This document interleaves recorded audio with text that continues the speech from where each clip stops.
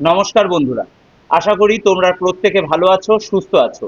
আজ 22শে জুন পশ্চিমবঙ্গ বিধানসভার 2026-27 অর্থবর্ষের বাজেট পেশ করলেন রাজ্যের অর্থমন্ত্রী ডক্টর স্বপন দাশগুপ্ত। মুখ্যমন্ত্রী শ্রী শুভেন্দু অধিকারীর নেতৃত্বে রাজ্য সরকারের এই প্রথম পূর্ণাঙ্গ বাজেটে একাধিক যুগান্তকারী সিদ্ধান্তের ঘোষণা করা হয়েছে। এই বাজেট শুধু রাজ্যের অর্থনীতির রূপরেখাকেই নির্ধারণ করেনি, বরং লক্ষ লক্ষ চাকরি প্রার্থীর জন্য আশার নতুন দিগন্তও খুলে দিয়েছে। সরকারি নিয়োগ, কর্মসংস্থান বৃদ্ধি, বিভিন্ন দপ্তরে নতুন পদ সৃষ্টি এবং যুব সমাজকে কর্মমুখী করার লক্ষ্যে একাধিক গুরুত্বপূর্ণ পদক্ষেপের ইঙ্গিত মিলেছে এই বাজেটে। চাকরি প্রার্থীদের জন্য সবচেয়ে বড় সুখবর হলো রাজ্য সরকার আগামী দিনে ব্যাপক নিয়োগ প্রক্রিয়ার রোডম্যাপ ঘোষণা করেছে।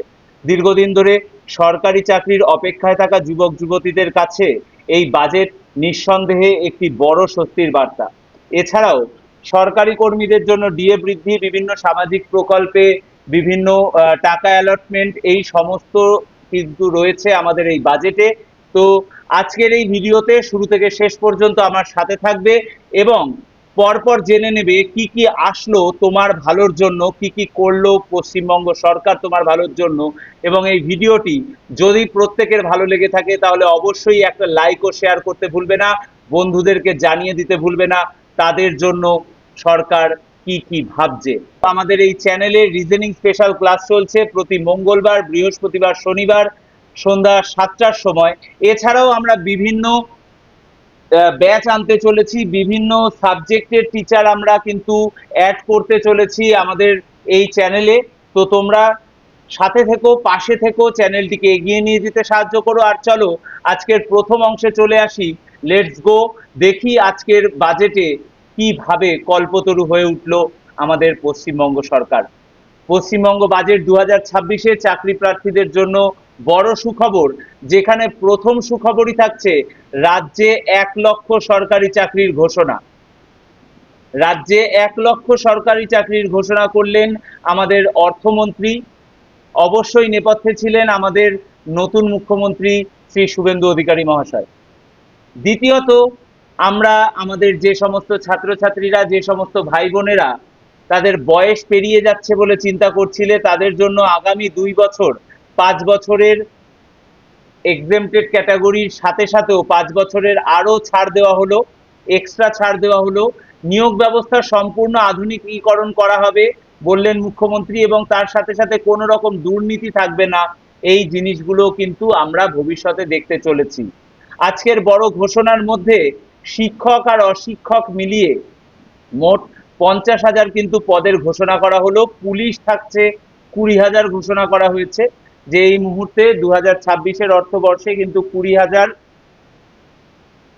শূন্যপদ থাকবে পুলিশের পরীক্ষার জন্য। মোট শূন্যপদ রাখা হয়েছে 1 লক্ষ।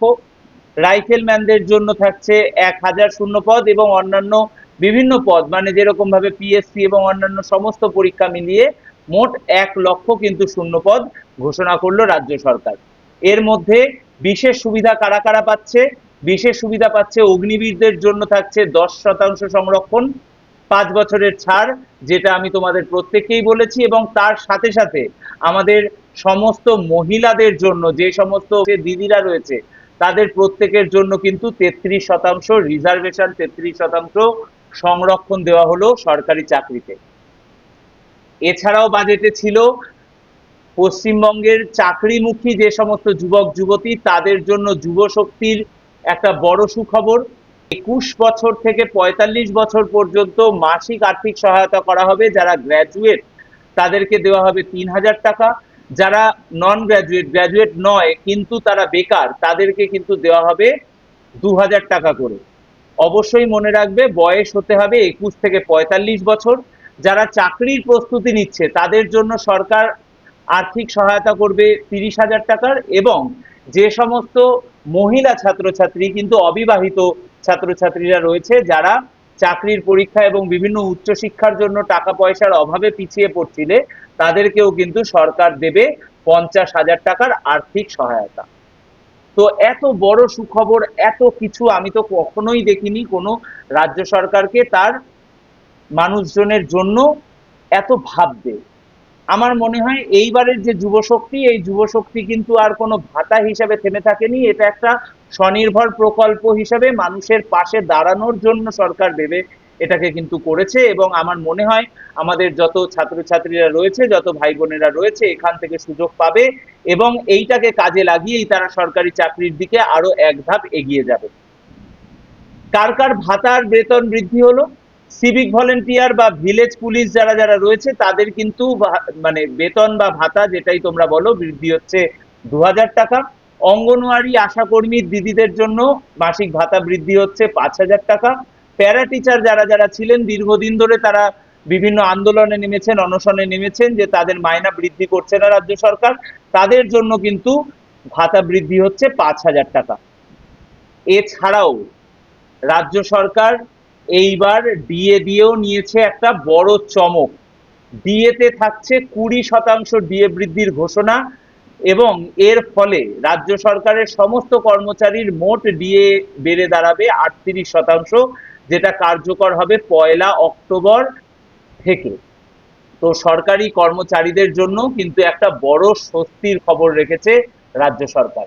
তো আজকের যে বাজেট সেটা ছিল অনেকটাই কর্মমুখী, মানুষজনকে কর্মে ফিরিয়ে আনার একটা বড় তাগিদ কিন্তু দেখা গেছে আজকে রাজ্য সরকারের এই বাজেটে।